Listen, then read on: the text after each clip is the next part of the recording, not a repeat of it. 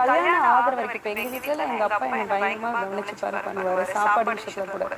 ஒரு கல்யாணம் நடந்ததுக்கு அப்புறம் நம்ம ஒரு வீட்டுக்கு போனா என் பையனுக்கு இப்படி பிடிக்கும், என் பையனுக்கு முட்டை தோசை போட்டா ரொம்ப பிடிக்கும், என் பையனுக்கு சாம்பார் பிடிக்கும், யாருமே உனக்கு என்ன சாப்பிட பிடிக்கும்னு கேட்கறது இல்ல. சரி, அங்கதான் நம்மள கேட்க மாட்டாங்க. நம்ம வீட்டுக்கு வந்தா மாப்பிள்ளைக்கு என்னமா ரொம்ப பிடிக்கும், மாப்பிள்ளை மட்டன் சாப்பிடுவாரா சிக்கன் சாப்பிடுவாரா, அங்கேயும் அவங்களதான் கவனிக்கிறாங்க. அப்போ இந்த பெண்கள் தன்னோட வீட்லயும் வந்து இம்பார்ட்டன்ஸ் இழந்துடுறாங்க, போற வீட்லயும் இம்பார்ட்டன்ஸ் இழந்துடுறாங்க. சோ இந்த இந்த பேலன்சிங் எப்போ சரியாகுதோ அப்போதான் இந்த மாதிரி குற்ற உணர்ச்சிக்குள்ள போகாம நம்ம பெண்களை இதனாலதான் இந்த காலத்து பெண்கள் கண்டிஷன் போடுறாங்க. ஏன்னா அவங்க இப்ப எஜுகேட்டட் ஆயிடுச்சு, அவங்க தெளிவாயிட்டாங்க.